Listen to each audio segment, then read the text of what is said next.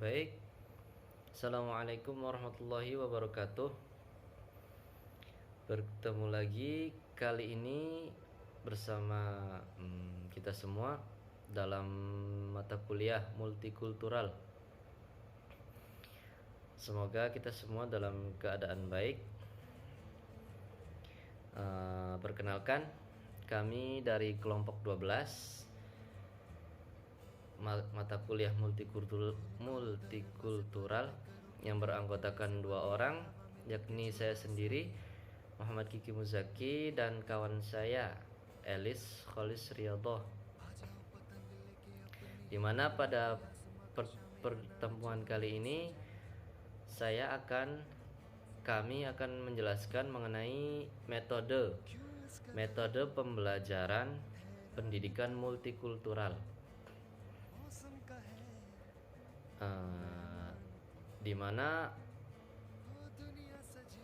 metode pembelajaran multikultural ini dalam implementasinya merupakan sebuah konsep atau cara dalam penyampaian mengenai multikulturalisme dan harus dituangkan ke dalam sistem kurikulum tentunya, agar aplikatif dan terlaksana dengan baik dengan menggunakan beberapa metode yang akan kami sampaikan nanti secara yang kami sudah ketahui, sudah kami tulis. Baik, langsung saja menuju pembahasan. Di sini kami menggunakan pendapat dari Alison Cumming. Dia menyebut ada empat metode yang dapat digunakan dalam proses pendidikan multikultural atau proses pengajaran multikultural. Antara lain ada 4 metode.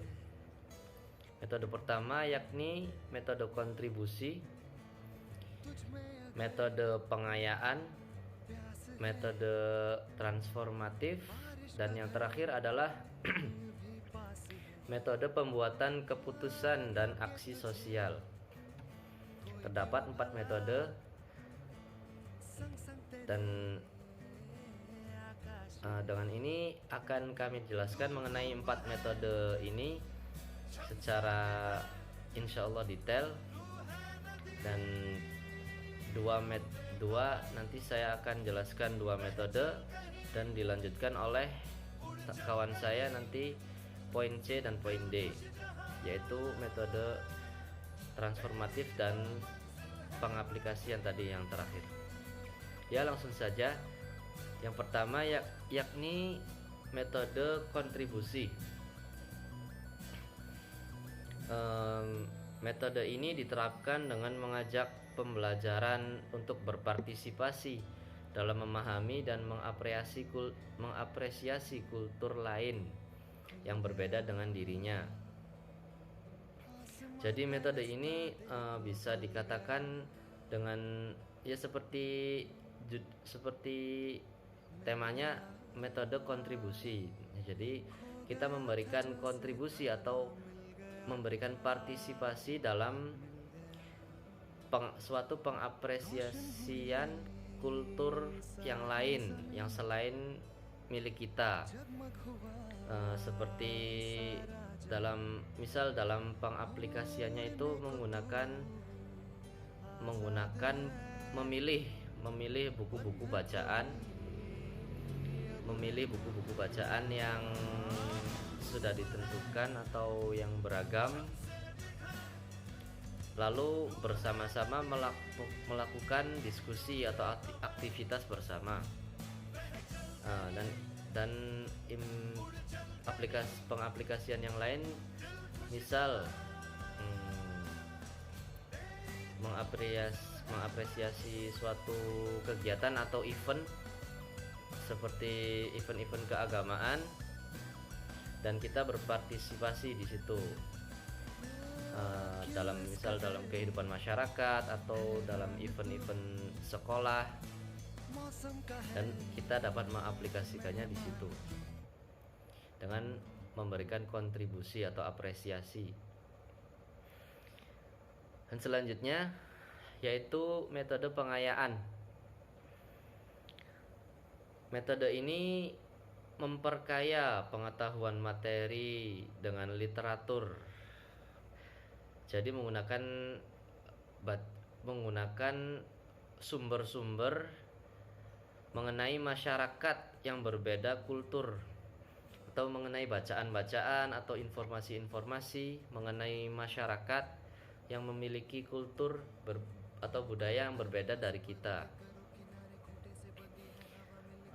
mengenai etnis atau agama. Penerapannya atau pengaplikasiannya misalnya dengan mengajak peserta didik menilai atau menguji dan kemudian mengapresiasikan cara pandang masyarakat. Jadi yang sudah kita baca atau sudah kita ketahui tadi mengenai kultur milik orang lain, nah kita menyaringnya atau nanti kita akan memberikan apresiasi ataupun tanggapan dari kita sendiri mengenai cara pandang masyarakat mengenai kultur mereka. Jadi nanti kita akan memberikan tanggapan kita sendiri.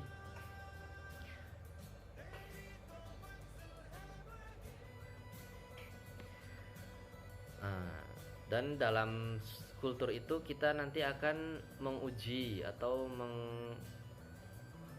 memberikan tanggapan itu, misal mengenai tentang ritual ibadah, pernak-pernik atau kegiatan-kegiatan, misalnya kebudayaan atau adat istiadat mengenai pernikahan dan lain-lain. Nah, tadi sudah saya sampaikan mengenai metode kontribusi dan metode pengayaan. Dan selanjutnya akan dijelaskan oleh kawan saya yaitu Elis mengenai poin C dan poin D, yaitu metode transformatif dan metode pembuatan keputusan atau aksi sosial. Untuk Elis, mangga dipersilahkan. Bismillahirrahmanirrahim. Assalamualaikum warahmatullahi wabarakatuh. Sini saya akan melanjutkan pembahasan selanjutnya mengenai metode pembelajaran dalam pendidikan multikultural. Nah, yang selanjutnya yaitu ada metode transformatif. Nah, metode ini secara fundamental berbeda dengan dua metode sebelumnya. Nah, metode ini memungkinkan peserta didik melihat konsep-konsep dari sejumlah perspektif budaya, etnik, agama itu secara lebih kritis, karena metode ini memerlukan pemasukan perspektif atau kerangka-kerangka dari referensi dan juga gagasan-gagasan yang akan memperluas pemahaman pembelajarannya mengenai sebuah idenya gitu. Jika metode pengayaan lebih banyak menggali titik temu dari etnisitas, budaya dan juga agama, maka metode transformatif ini justru sebaliknya, yaitu lebih menggali dari nilai-nilai negatifnya. Jadi lebih menggali nilai-nilai negatif dari budaya, etnik dan juga agamanya gitu. Jadi kebalikannya, ini lebih-lebih sampai ke negatifnya gitu.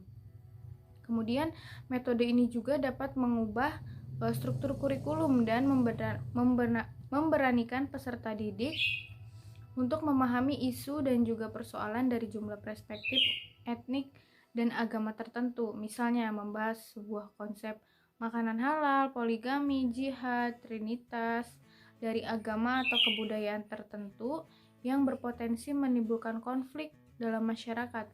Jadi metode ini menuntut pembelajar mengolah pemikiran yang lebih kritis dan menjadikan prinsip kebinekaan sebagai premis dasarnya. Jadi ini lebih menggali para yang belajarnya itu untuk lebih kritis, karena lebih-lebih dari metode sebelumnya gitu.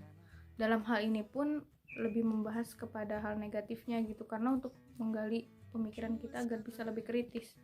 Nah, selanjutnya yaitu metode pembuatan keputusan dan aksi sosial. Metode ini mengintegrasikan metode transformasi dengan aktivitas nyata di masyarakat yang pada gilirannya bisa berdampak terjadinya perubahan sosial. Nah, dari metode pembuatan keputusan dan aksi sosial ini lebih ke diterapkannya dari metode-metode yang sebelumnya gitu. Peserta didik tidak hanya dituntut untuk memahami dan membahas isu-isu sosial, tetapi juga melakukan sesuatu yang penting yang berkaitan dengan hal itu. Hingga pada akhirnya peserta didik tidak hanya berhenti pada penguasaan teori, tapi juga terjun langsung di masyarakat untuk menerapkan teori-teori yang mereka peroleh dari ruang pendidikan. Jadi pada metode pembuatan keputusan dan aksi sosial ini, metode yang terakhir, pada sebelum-sebelumnya kan hanya menggali teorinya, apa maksudnya, dilihat permasalahannya gimana, ngambil dari sisi apa. Sedangkan dalam metode pembuatan keputusan dan aksi sosial ini, peserta didik terjun langsung ke masyarakat untuk menerapkan teori-teori tersebut. Makanya disebut dengan aksi sosial, aksinya gitu. Jadi dilihatkan aksinya bagaimana gitu. Metode ini memerlukan peserta didik tidak hanya mengeksplorasi dan memahami dinamika keterbelakangan, ketertindasan atau ketidakadilan, tetapi juga berkomitmen untuk membuat keputusan dan mengubah sistem melalui aksi sosial. Nah, selain aksinya gitu, jadi keputusannya juga diterapkan harus bagaimana gitu. Tujuan utama dari metode ini adalah untuk mengajarkan kepada peserta didik untuk berpikir dan memiliki kemampuan dalam mengambil keputusan guna memberdayakan dan membantu mereka mendapatkan sense kesadaran terhadap dinamika yang berkembang di masyarakat dan turut berperan serta dengan aksi-aksi yang nyata. Nah, tadi telah dikatakan bahwa pada metode ini peserta didik itu terjun langsung ke lapangannya ya. Nah, untuk ikut serta berperan dalam aksi nyatanya gitu. Jadi tidak hanya pada teorinya saja. Dalam praktiknya, tentu tidak semua metode tersebut diterapkan oleh satu lembaga pendidikan sekaligus. Ada beberapa lembaga yang hanya menerapkan 2 atau 3 metode saja. Bahkan ada pula hanya 1 metode terkait dengan kesiapan sumber daya manusia dan sarana prasarana di sarananya masing-masing lembaga pendidikan. Jadi ini bergantung kesanggupan lembaga pendidikan yang menerapkan metode-metodenya begitu. Sekian yang dapat kami sampaikan, kurang lebihnya mohon maaf. Assalamualaikum warahmatullahi wabarakatuh.